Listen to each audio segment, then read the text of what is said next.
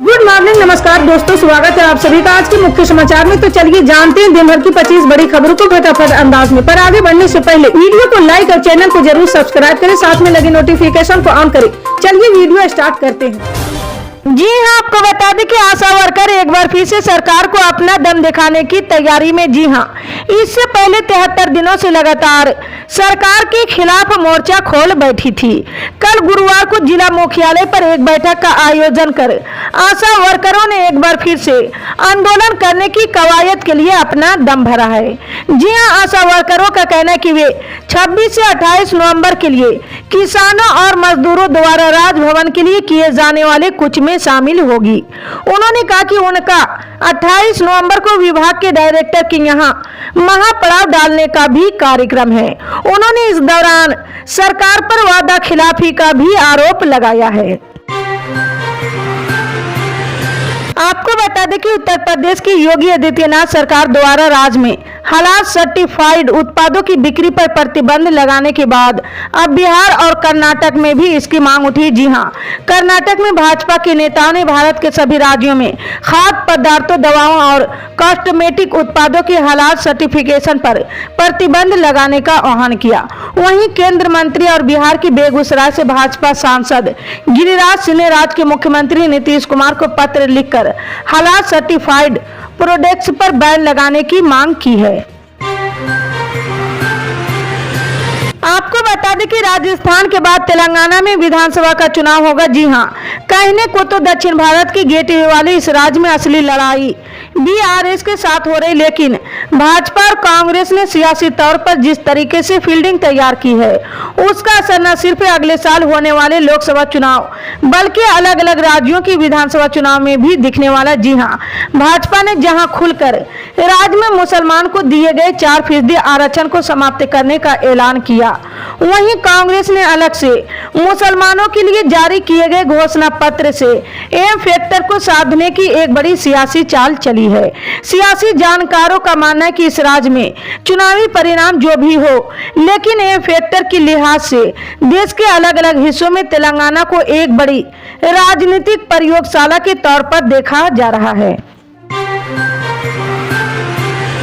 आपको बता दें कि बिहार को विशेष राज्य का दर्जा देने की मांग मुख्यमंत्री नीतीश कुमार लंबे समय से करे, लेकिन एक बार फिर ये मांग जोर शोर से की जा रही। जी हां, उप मुख्यमंत्री तेजस्वी यादव ने कहा कि जाति आधारित गणना का 2 अक्टूबर को सरकार की तरफ से पेश किया गया और विधानसभा के दौरान पूरा रिपोर्ट में समक्ष रखा गया। उन्होंने कहा कि बिहार पहला राज्य है जिसका खुद की आबादी की पूरी जानकारी, जाति की जानकारी और इस डाटा के आने से हम जान पाएंगे कि कौन गरीब है। बिहार में गरीबों की सरकार है और गरीबों के लिए काम कर रही है। देश में बड़ा दुश्मन है तो बेरोजगारी और गरीबी है। आपको बता दें कि मध्य प्रदेश में मतदान हो चुका है और 3 दिसंबर को मतगणना होगी, लेकिन वोटिंग के दौरान हुई नियमों में लापरवाही या उल्लंघन के मामले में कार्रवाई अभी जारी है।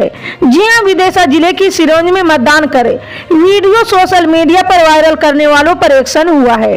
प्रशासन ने 17 लोगों के खिलाफ FIR दर्ज कराया। जी हां, ये कार्रवाई शहर के सामाजिक कार्यकर्ताओं की शिकायत पर की गई है।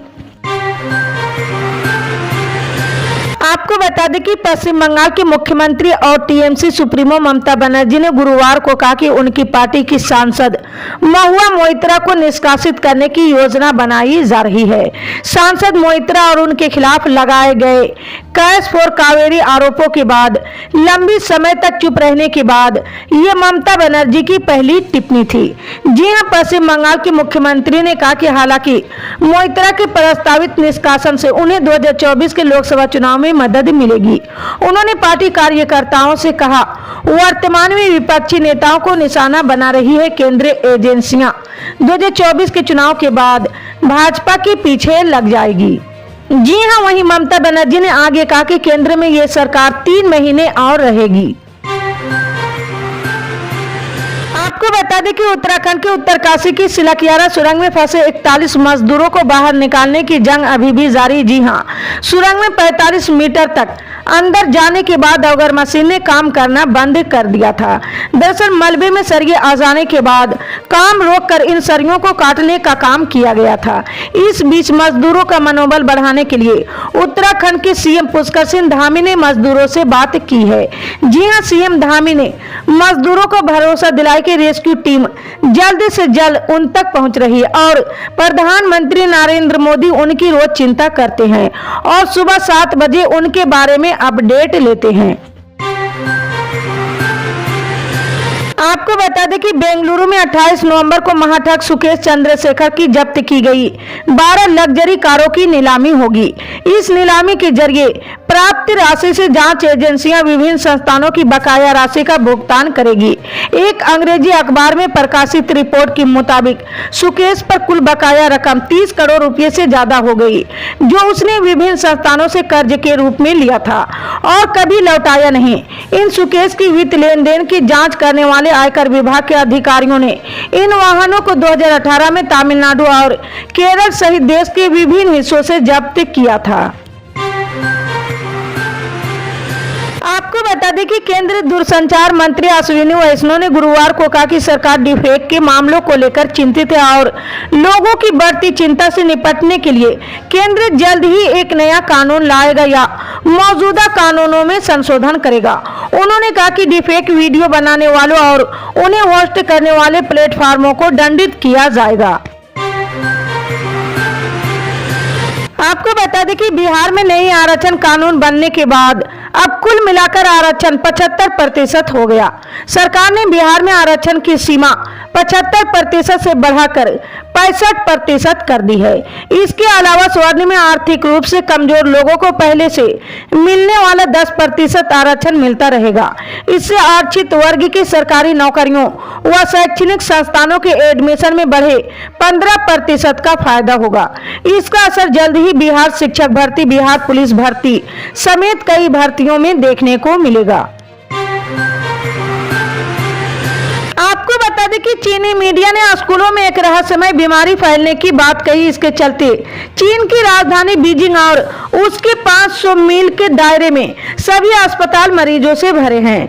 बीमारी को फैलने से रोकने के लिए स्कूल की छुट्टी कर दी गई है। पीड़ित बच्चों में फेफड़ों में जलन, तेज बुखार, खांसी और जुकाम जैसे लक्षण दिखाई दे रहे हैं। आपको बता दें कि नवंबर का महीना खत्म होने को और लोगों को अभी भी ठंड का इंतजार है। जी हां, इस बीच सर्दी का आगमन हो चुका। देश के कई राज्यों में अब धीरे धीरे ठंड का एहसास होने लगा है।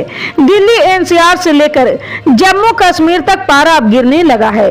बीते कुछ महीनों से दिल्ली एनसीआर के लोगों ने चिलचिलाती गर्मी से लेकर स्मॉग वाली सुबह देखी, लेकिन इस बीच उन्होंने आज सुबह इस पूरे सीजन की सबसे अधिक ठंड वाली सुबह देखी है।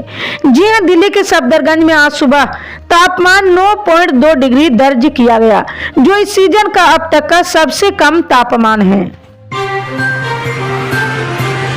आपको बता दें कि हिमाचल प्रदेश के मुख्यमंत्री सुखविंदर सिंह सुक्खू ने बुधवार को कहा कि राज्य सचिवालय के कर्मचारियों की 5 दिवसीय कार्य सप्ताह की मांग पर विचार किया जाएगा और महंगाई भत्ते की किस्त पर 2-3 महीनों में निर्णय किया जाएगा। जी हां, हिमाचल प्रदेश सचिवालय सेवा कर्मचारी संगठन के नवनिर्वाचित पदाधिकारियों की शपथ ग्रहण समारोह की अध्यक्षता करते हुए सीएम सुक्खू ने कहा कि राज्य सचिवालय के कर्मचारी सरकार की नीतियों और कार्यक्रमों की कार्यान्वयन में महत्वपूर्ण भूमिका निभाते हैं। आपको बता दें कि उत्तरकाशी के सिलकियारा गांव में निर्माणाधीन सुरंग धंसने के बाद पिछले 12 दिनों से उसमें 41 मजदूर फंसे हुए। जी हां, अब इन श्रमिकों को बचाने का अभियान अपने अंतिम चरण में है। जी हां, बुधवार को मजदूरों से केवल 10 मीटर दूरी तक मलबे में छेद करने का काम बाकी रह गया था। हालांकि आज गुरुवार को कुछ देर काम के बाद ड्रिलिंग का काम रोकना पड़ा है। अभी जिस मशीन से ड्रिलिंग का काम हो रहा है वो 1 घंटे में 3 मीटर छेद करती है, इसलिए मजदूरों की जल्द बाहर निकलने की बड़ी खबर किसी भी वक्त आ सकती है। इसी तरह की पल पल की अपडेट जानने के लिए जुड़े रहे हमारे न्यूज इंडिया के साथ। मिलते हैं अगली बड़ी खबर में, तब तक के लिए जय हिंद।